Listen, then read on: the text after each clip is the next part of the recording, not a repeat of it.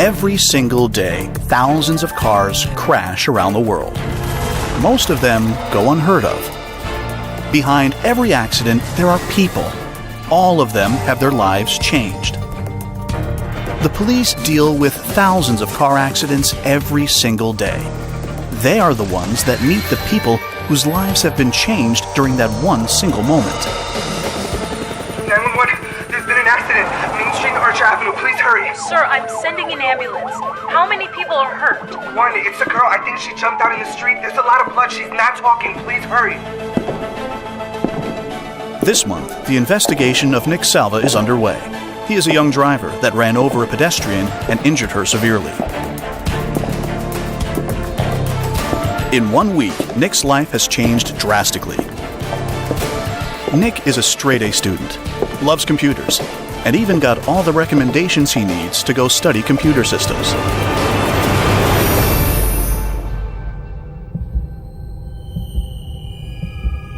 Nick is now waiting for the interrogation team that is looking into the accident.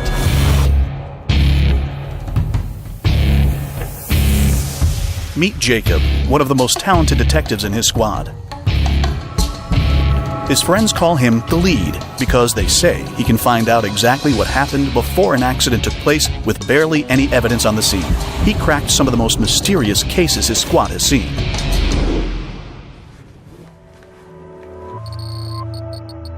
Okay, so what's the deal here today? So we have this kid, Nick. A week ago, he was driving his parents' car on his way to a friend's house. He hit Natalie Lorimar. Natalie. How old is she anyway? She looks so young. Yeah, 17. The same age as Sharon, my daughter. She was crossing the street and was hit by Nick's car. He's claiming she just jumped out into the road. He didn't see her on the sidewalk. That she just showed up from nowhere. It's unclear exactly. Obviously, he's saying he's not responsible for it happening. The driver says she surprised him while driving. But I've seen cases where the driver really didn't have a choice. I have to check the scene of the accident.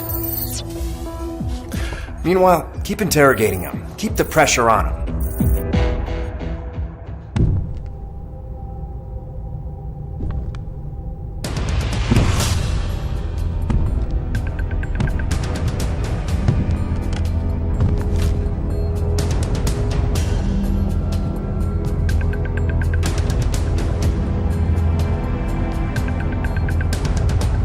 It is still unclear to the detectives what made Nick ignore Natalie on the road. On the other hand, they know that Natalie did not follow the rules by not using a crosswalk to cross the road.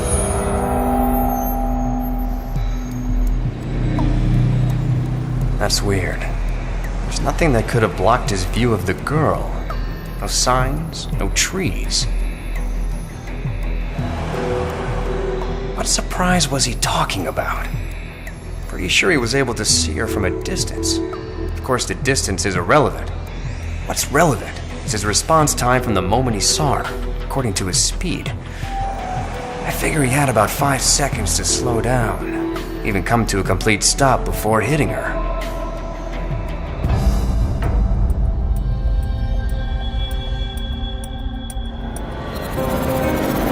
The crew is searching for any small shred of information and re-inspecting every piece of evidence.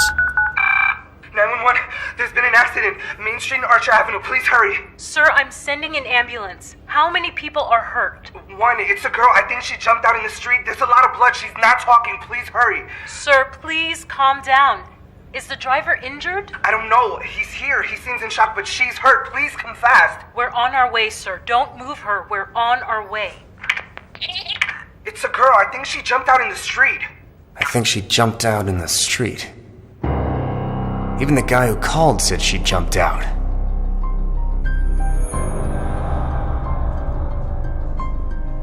As you can see, this is an intersection close to the scene of the accident, taken a few seconds before it. Taking 15 seconds before the accident means that we know what his speed was. He was driving under the limit. And he had 5 seconds to stop. Why the hell didn't he stop? Hello? Yeah. Great. Good to hear. And how is she? Excellent. Yeah, we'll be there soon. Natalie has woken up after a week in a coma, and Jacob goes to try and get her testimony, hopefully shedding light on the mystery. Ever since Sharon's accident, I haven't been here. I talked to Natalie's parents, and I see them going from hope to desperation. I understand them. I just hope she can talk and remember something. Natalie is 17. She loves going to the beach, even in the wintertime, and is crazy about hiking. At the age of 6, she started dancing, and her kindergarten teacher recommended she take a class in it. At the age of 8, she was already winning her first competition, and everyone was talking about her bright future. Since then, dancing has been her biggest love, almost as much as her love for animals. A few days ago, she finished a math quiz, got out of school, and started crossing the street.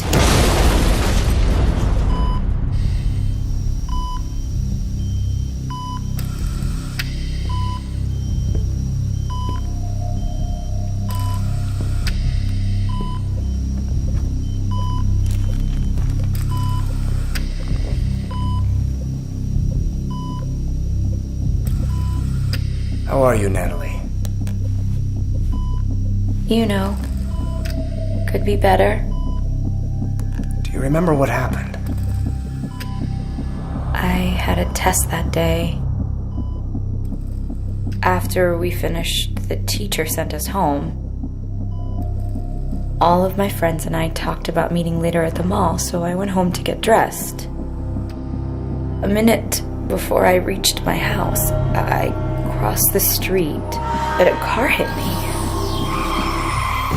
Why didn't you use the crosswalk, Natalie? There was one close by, but I crossed there every day and never had a problem.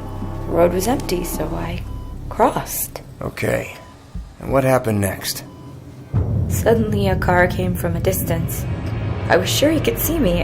I didn't even pay any attention to it. I kept walking. Suddenly, a second before I make it to the other side, the car changes lanes. All of this is like 1 second. I don't remember everything that went through my head, but I remember thinking, why is he chasing me? Why is he trying to run me over? You didn't hear him approaching? No. I was wearing headphones, listening to music so I couldn't hear him. What's the next thing you remember? The next picture I can see is his windshield.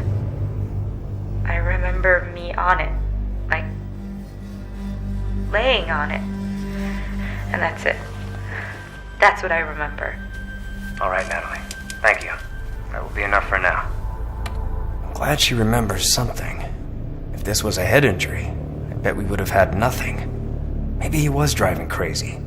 She said he changed lanes in the last minute.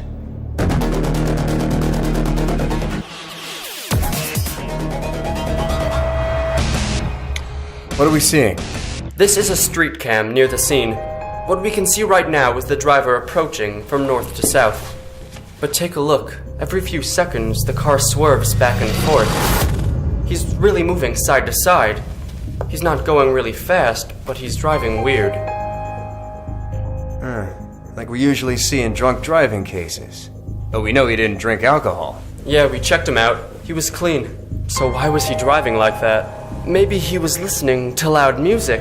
Clearly, he was distracted. I bet Jacob will ask for the footage of the accident. 3, 2, and... David, where's the footage of the accident? The accident happened at the red X. There was no camera. The video was taken 15 seconds earlier in the green area. The video supports the theory that Nick wasn't driving correctly prior to the accident. However, the detectives do not have any video footage of the accident itself.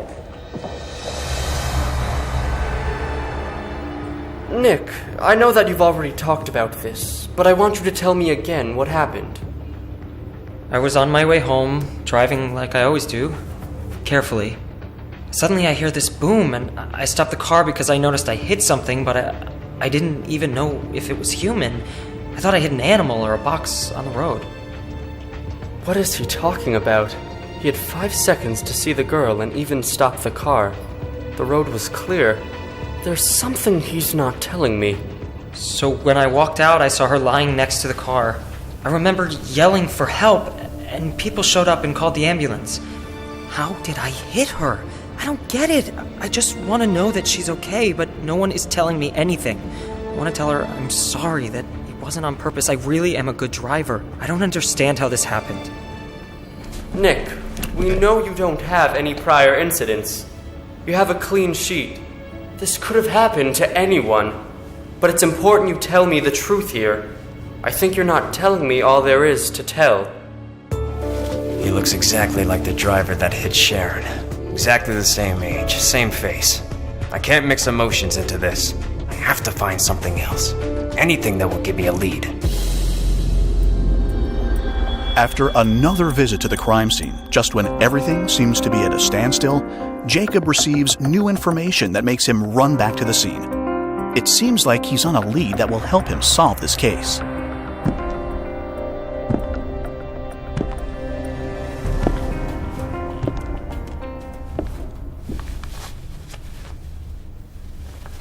Nick, look. I want to show you something. These are 2 pictures taken during an experiment with drivers. Okay, on the left picture, there's a brain scan of a driver that focused on other things while driving. On the right picture, you can see a brain scan of a driver focused only on driving. The difference is clear. You can clearly see that the focused driver has a large concentration of active cells in one place. We as humans can't do 2 complicated things at once. We can't really focus on 2 things. I think that when you hit the girl, you weren't concentrated on driving. You were doing something else. I can't believe it. Now take a look at how you were driving 15 seconds before the accident. Seems familiar? There was some dent in the road and I crisscrossed. I don't remember. Nick, take a look at the screen again. The exact time this was taken. 2:20 p.m. I have the cell phone records of all the texts you sent that day. Take a look at the time. Why don't you read them to me? 2:20 p.m., Nick. Dude, I'm on my way. 2:20 and 10 seconds, Eddie. Alright, we're here waiting. 2:20 and 20 seconds, Nick. I'm 5 minutes away, just wait outside. 2:20 and 30 seconds. Eddie, where are you now? Why didn't you answer Eddie, huh?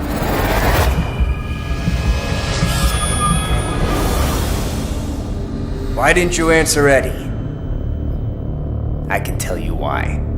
Because as soon as you started texting back, you hit Natalie. It happened exactly 12 seconds after the last message. And that explains your erratic driving right before the accident. That's why. How did he catch it?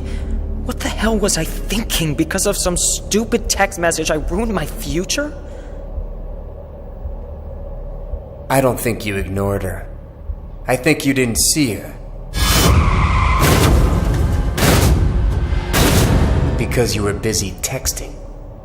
And you know that I'm right.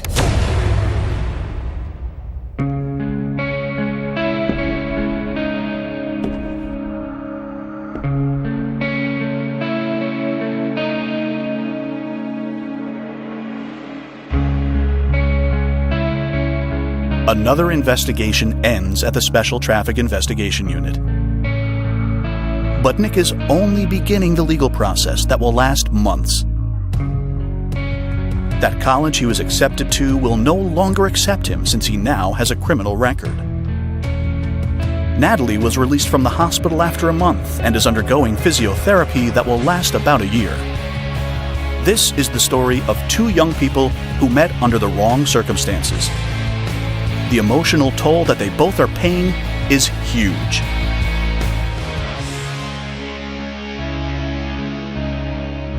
A growing number of accidents are caused by distractions. Phone calls, texts, and conversations in the car. All of them making it harder and harder to focus. For every person killed, there are tens of people injured and have their lives changed.